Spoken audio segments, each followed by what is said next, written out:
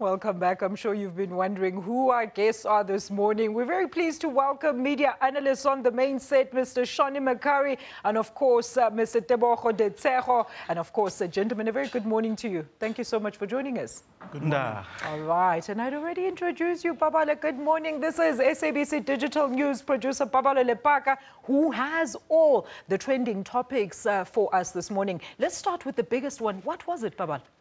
It was probably the COSATU march against corruption and state capture.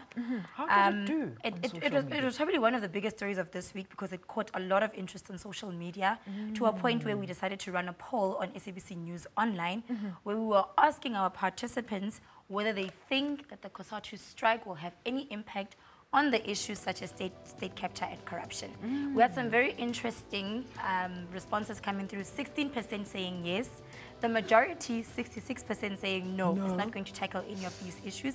And then we have the remaining 18% saying, yeah, maybe. Do you have any tweets on this topic? We do have tweets. I want to hear the views that people were sharing, Paballo, in comparison with the last march that was in the same interest that was held by Save South Africa. What is Simon Bays saying there?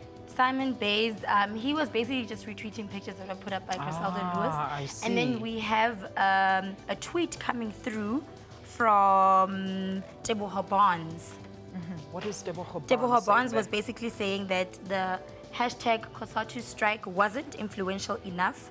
They were just focusing on Ramaphosa and they branded it as a strike against corruption. I'm confused. Moshe Mokoena says, of course, it wasn't influential enough. They were just focusing on Ramaphosa and they branded it as a strike against corruption. Confused? Everybody seems confused by this march. What was the march really about? What is Ngibize Kwani Mwakina saying there, Paballo? Can you see that? The main reason for the poor turnout in the hashtag COSATU march was because they didn't have a relevant agenda and motive. Rather, it looked paid. You see, now that sounds like a proper... Guys, what are your sessions with this, of course, the deliberations and the reaction on social media pertaining to this march? I mean, let's start by the poll. 68% saying, no, it's not going to make a difference. So it was just a waste of time. Tebogo, let's start with you. Yeah, well, it wasn't that impactful. There wasn't much participation in the strike. And Why do you think that was? The strategy around the strike wasn't that striking. I think a lot of people expected a little bit more from COSATU, perhaps a national shutdown, of which perhaps they even failed to shut down one street in Braamfontein. So I think that they need to look at planning strikes to become more relevant and perhaps have guests, you know, from who are politically influential to come and add, to the fire of the strike. Shawnee, do you think it didn't Well, to me, strike? it's very clear that COSATU is a shadow of its former self, and they've got they've got themselves to blame for a lot of that. The other thing is, let's remember that the likes of NUMSA have left COSATU, and obviously that's a huge chunk of their base. Yeah. And also the newly formed a federation led by Zwelinzima Vavi. So those are really influential factors in a way that has contributed to the state that COSATU finds itself in today. Wow, very interesting reviews. I wonder if COSATU knew that when they were planning this march. Let's move on to the next big hashtag. Did it have a striking balance? So in the next big hashtag, we had Thandima Gqubela, who was acquitted of murder. 18-year jail term overturned at the Supreme Court of Appeal. So that was overturned at the Supreme Court of Appeal, yes. So the SCA said that it held medical evidence from pathologists that the judge probably just died of natural causes. Right? So, like I said, this also caught a lot of interest on social media. What are people saying? And people are basically questioning South Africa's legal system. I'm sure. Yeah. Absolutely. Let's look at some of the tweets that came through on Thandima Gqubela. So this is just a meme. She'll be smoking a cigar away after those news. As Manxhosa people would say, this is how Thandima Gqubela came out of court today. Confident. Confident. Sandile says, of course, so the state wrongfully charged Gqubela, now going to compensate her. Wow, our justice system, those sad, sad, sad faces. I found this as a very interesting comment. Please tell me that there's at least something Thandima Gqubela has been found guilty of, even if it's just one. Yes, there was that whole thing about the falsifying of the signature on the will. Mlibokazi says Thandima Gqubela has restored my faith in marriage. I don't know how that makes the bulk of any argument. What is Siko saying there? Let's take more tweets, Paballo. My understanding is that if Tandima Qubela was guilty, she would be serving an 18-year sentence behind bars. No? Yes. Yes. Well, she was serving that, and then Yeah. she was seeking an appeal. Let's look at the last but not least. Nsika Msutu says, like, how though? Tandima Qubela uqashe njani? Like, really? Shani, let's hear your reviews about this matter. I mean, should we be looking at the erroneous procedures at our judiciary, or should we be saying, well, our legal system is just messed up?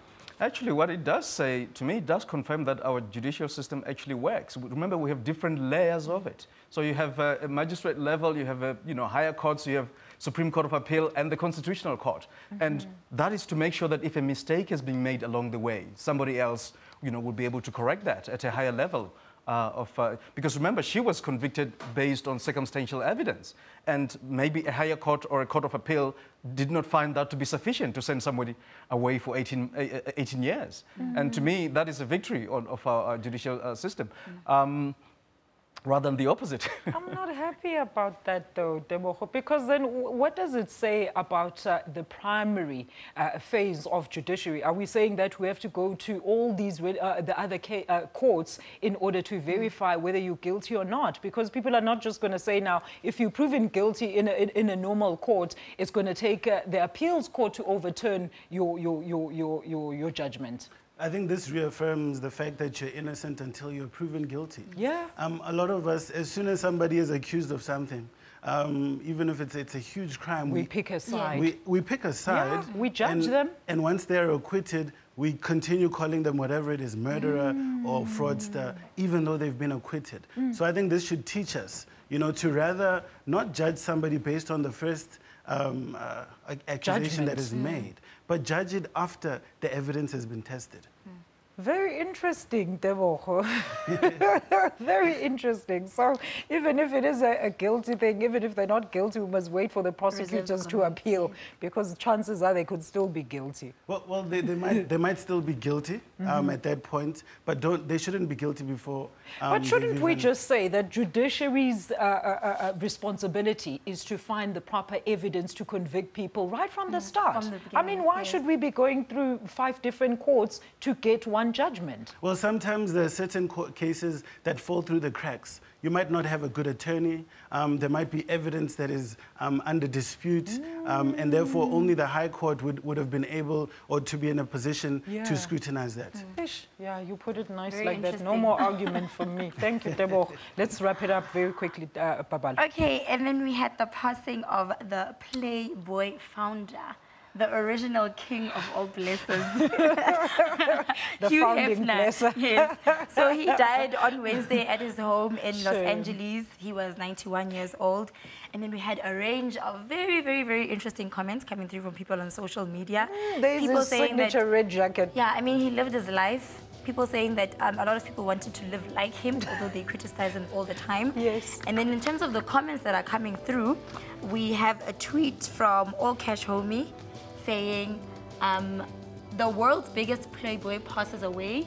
The bunny in heaven will be delighted to welcome him. Hugh Hefner, R.I.P. Oh, Eric Benkala says, did anyone live a better life than Hugh Hefner?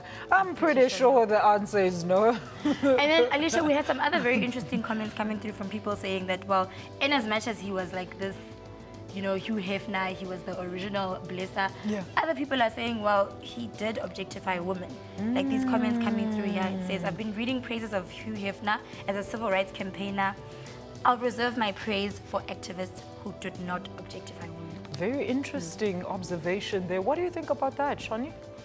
Well, from what I've observed also, in the traditional media, the opinion is definitely divided, because there are people who are calling him a misogynist, precisely objectifying women, and there are those who are saying, he was at the forefront of a sexual revolution. So one really doesn't know what to make of the guy. He called himself a sexual revolutionist.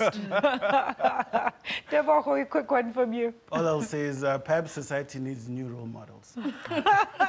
All right, that's where we leave it. Paballo, do give our viewers a URL where they can get all these stories and more. So you can get all the stories from www.sabc.co.za/news. All right, well, coming up after the break, we asked what the implications of business leadership, South Africa's decision to kick Eskom and Transnet out of their alleged involvement in corruption and state capture. Find out more when Media Monitor returns.